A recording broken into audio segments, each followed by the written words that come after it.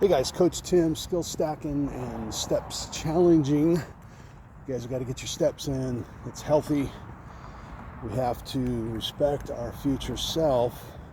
So walking is one way to do it. Listen, I wanted to share with you an inspiring story.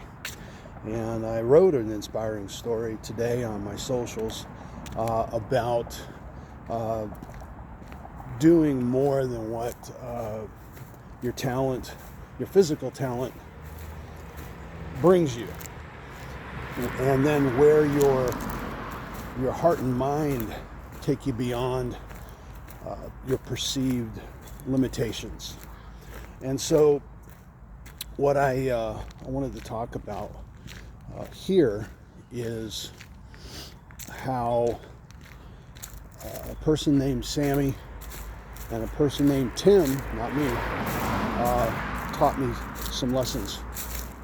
So years ago, there was a kid, Sammy, and he had 2 left feet. He was on our team. We couldn't find much for him to do where he can contribute. You try to find a place for a kid. Comes from a very academic family. Very heady, right? And had to learn some things about not having 2 left feet.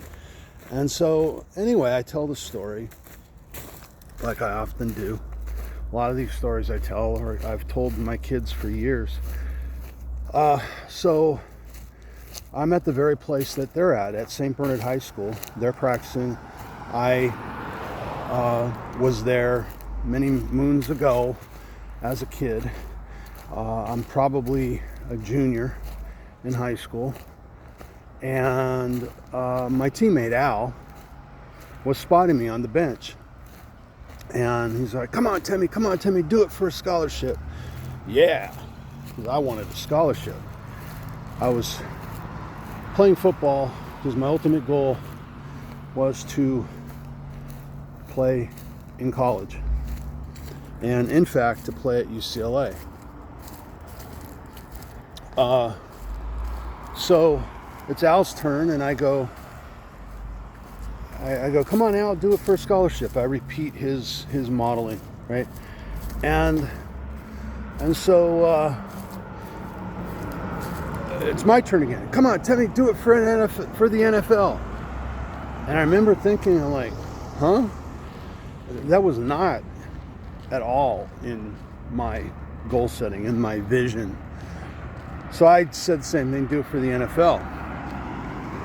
We both had pretty good high school careers. I did not go to UCLA. In fact, I went nowhere after high school. As far as a 4-year, I didn't like my offers. And so I ended up going to El Camino, and it worked out great. And Al went to Cal Poly Pomona. They dropped football. He played for the old Rams quarterback, Roman Gabriel. They dropped football, and he ends up transferring to Utah State. Has a good above average time there. He redshirts a year. Has his junior year is my senior. We got to play against each other. That was fun. And so he has a senior year when I'm already done. And I think he got a new coach, and he ends up winning Defensive Player of the League. So he ramped up his game big time. And he was big as a horse. I mean, he's still big. I mean, he had muscle on top of muscle. He looked like he had 2 legs coming out of his shoulder pads. And so he goes to the NFL, gets drafted, 6th round, which means you're basically a practice player in most cases. Although Tom Brady famously was a 6th rounder. So guess what? Al played a long time too. He played 10 years in the NFL, Al Smith. And he had that goal, and he made it. I had that goal for college, and I made it.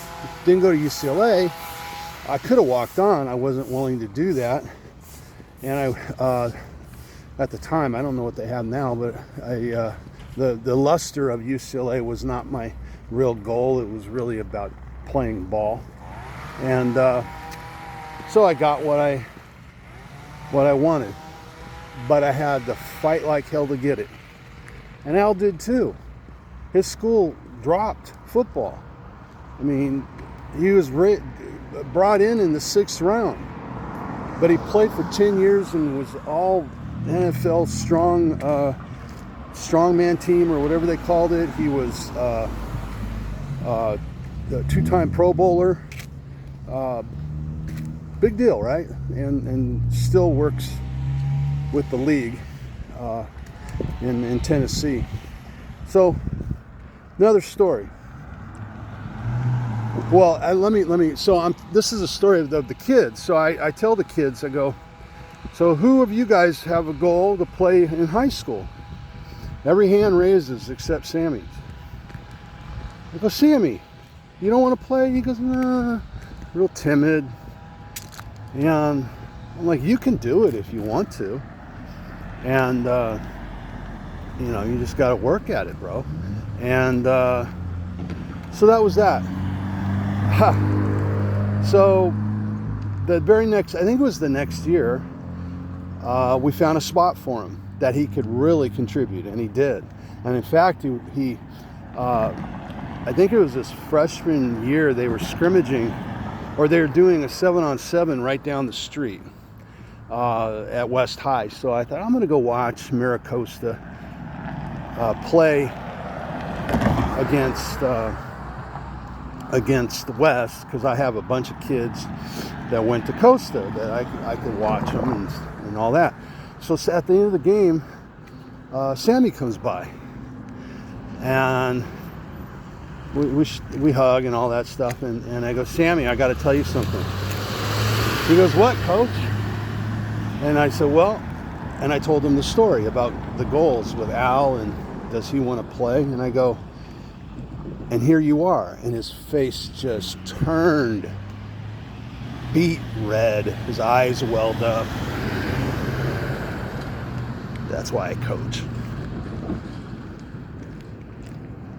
And he went on to start, I believe, every game in his high school career. And I'm not sure where he's at now, but I'm sure he's very successful. Quick other story. So recently, I became friends with a guy named Tim. And I hope he doesn't mind me telling this story. But in high school, I was pretty good, right? Put it that way. I had a pretty good career, and I got a lot of ink in the newspaper. And so did other guys in the South Bay that were in our area that we paid attention to. And there's sort of in some cases, like a rivalry, even though you never played against the guy, but there's sort of like a competition. Like some of the guys that I came in contact with later in my adult life that were teammates of mine at El Camino Junior College, they said how they would talk that they were gonna take me out because I had all this publicity, and so they were gonna come at me, and we're all good friends now, and we were then, but it's the football competition, and so I found that hilarious. And so anyway, so I go to El Camino after high school. Like I said, nobody really, the offers weren't quite what I wanted. They weren't abundant by any means. And so I went to El Camino, and I find out about this guy named Tim, because a bunch of his friends went to Nebraska, and he went to Nebraska. All these years I thought he got a scholarship. He walked on.